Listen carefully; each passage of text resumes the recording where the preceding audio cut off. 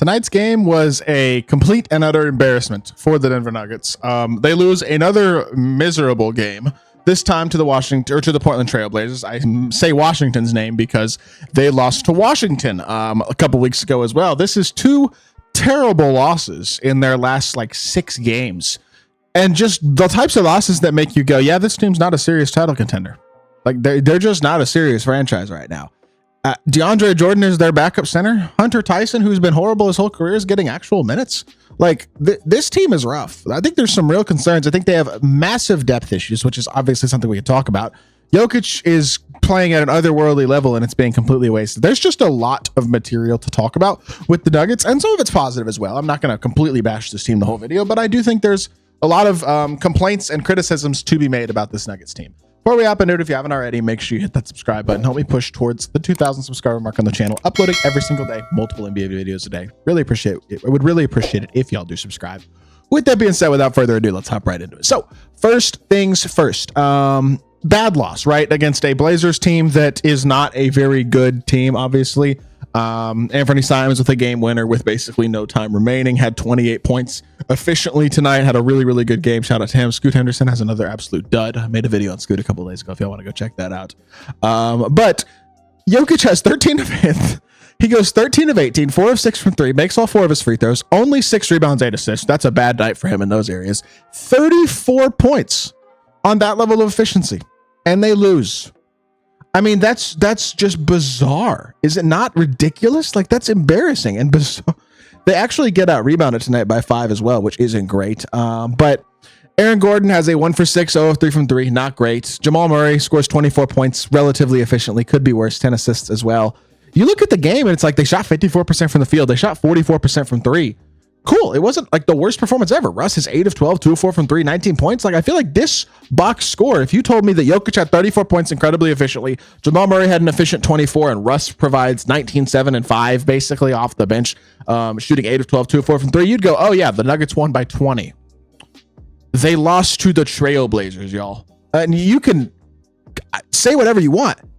46%, 35% from... They played better in every area. Except they got out rebounded and they turned the ball over a little bit more. And it was obviously a very close game, right? The Blazers also shot a few more free throws and made more free throws. They were 83% 2024.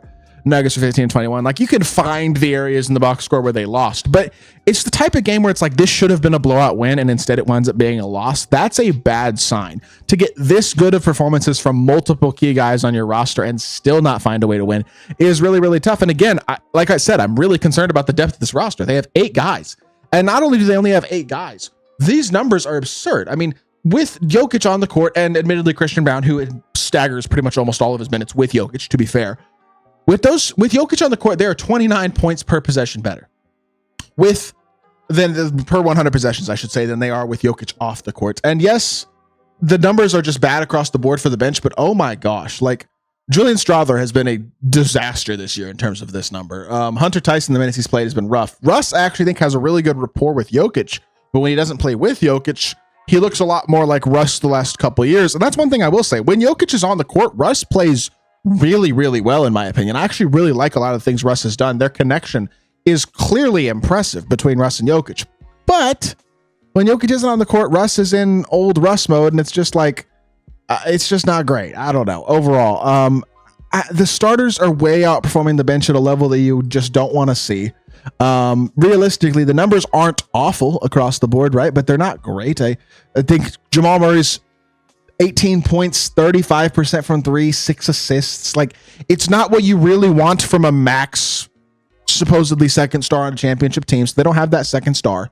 They, again, don't have a ton of depth. Christian Brown's actually overperforming slightly, in my opinion, with his shooting, and Aaron Gordon's shooting 46% from 3. You want to talk about overperforming with the shooting? That's overperforming with the shooting as well. Russ has been much, much better as of late. Started the season really, really rough, but as of late has really honestly been pretty good. His efficiency's gone up from the 2 and the 3. It's still not great. 40, 32 and a half is not ideal, but it's been better. And I do think his, like I said, connection with Jokic is really, really good. There are some real positives with this team. The overperforming in terms of some of these shooting metrics for guys who are career not great shooters like Christian Brown and Aaron Gordon. The fact that they actually seem to be utilizing Russ at a high level. And yet they're still a disaster. I mean, none of their young guys are really playing big contributing roles besides Christian Brown. I mean, Peyton Watson has been good, but I wouldn't say great. Julian Strother, the numbers in terms of on-off numbers are atrocious, but I think he's been okay. He's shooting the three ball well.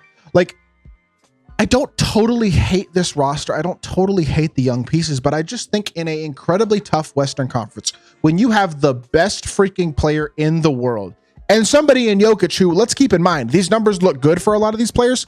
I think a large reason they look as good as they do is because of how great Jokic is at setting up his teammates to succeed on the offensive end of the court, and they're still struggling this much. Like, it's just not great. When you look at the overall team this season, defensive rating wise, they're 15th in the league. So they're right about average defensively. That's not great. When you look at the teams above them, it's the contenders, the Thunder, the Rockets, the Magic, the Grizzlies, the Celtics, the Mavs, basically every single team that you think, the Cavs, every single team that you would think of as a serious title contender this year is above Denver. So that's not great that they're struggling a little bit defensively. Offensively, with Jokic on the court, they got the best offensive rating in pretty much the history of basketball. With him off the court, it's a disaster, and that pushes them down to 7 as well. So overall, they're not like an unbelievably elite offensive team either.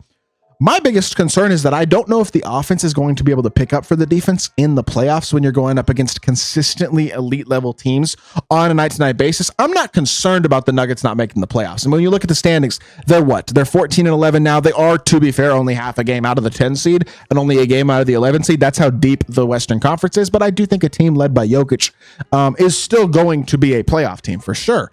But they're 5-5 in their last 10 games. They're not looking great by any means. I mean, I think you'd be lying to say this team looks great on any given night. Like, there are nights where they do look great, but there are also a lot of nights where it's just like, you lost to the Wizards, you lost to the Trailblazers, while actually looking like on paper you played pretty good. Like, it's just not great. And I think the biggest concern that I have with this team, and it's something that people have glossed over these last couple of years, Jokic as a rim protector. It was a big issue against Denver or against Minnesota last year in the playoffs. And I think it's going to continue to be an issue against these high-level playoff teams with these elite penetrating guards who can get to the rim. Teams like guys like SGA, Anthony Edwards, Luka Doncic, like the best player, John Morant, the best guards in the West on these contending teams. Look, this is the problem I have with it right here. Look, this is Jokic right here. This is the last possession of the game, 4 seconds left. Russ is on an island, right? People are criticizing Russ's defense. It wasn't great. He got blown by. But this is supposed to be the guy coming behind to be your rim protector. Like, this is where you need a rim protector with, he's going up. It's 1.8 seconds left. Contest. Doesn't even leave his feet wide open layup. Easy bucket. Game over. That's how you lose in crunch time. That is not good enough. Say what you will about Jokic offensively, and he is amazing on the offensive end of the court, but even the on-off numbers don't really support a story of him being a great defensive player. They're the exact same in terms of points per 100 possessions defensively with him on the court or off the court. Now, they do not turn the ball over nearly as much with him on the court. Obviously, we know they're incredible offensively. They're going to rebound better, all that type of stuff. But they don't force as many turnovers. They're significantly less. They get less stops efficiency wise. Like, they give up higher percentage of shooting with Jokic on the court. Like, it's just, he's not a great defensive player in my opinion. And honestly, I know that's the criticism people use about Luka as well. I think it's more true with Jokic in all honesty. And tonight's game gives us a great example of that down the stretch. When you need Jokic to show up and make a big play as a center defensively, not off the ball, not tipping passes, not getting rebounds, but contesting the rim, I don't trust that. And I think this is a team that overall is average defensively and great offensively when Jokic is on the court, but when he's off the court is going to struggle no matter what. It's just a team that they're wasting Jokic's greatness for sure. They should have a better roster around them than what they have, especially with how good the Western Conference is these days, because you're wasting the best player in the sport and one of the best players of all time. But this is a team that just doesn't look like a serious contender to me. And it's a shame because, again, you want the best freaking player in the world to be playing 4 championships on a yearly basis, competing deep in the playoffs. And unfortunately, that's just not happening right now. With that being said, that's going to do it for this video. I hope y'all did enjoy. If you did, make sure you hit that like button, leave a comment, and subscribe. I will be back with more NBA content very, very soon, and I appreciate y'all. Peace.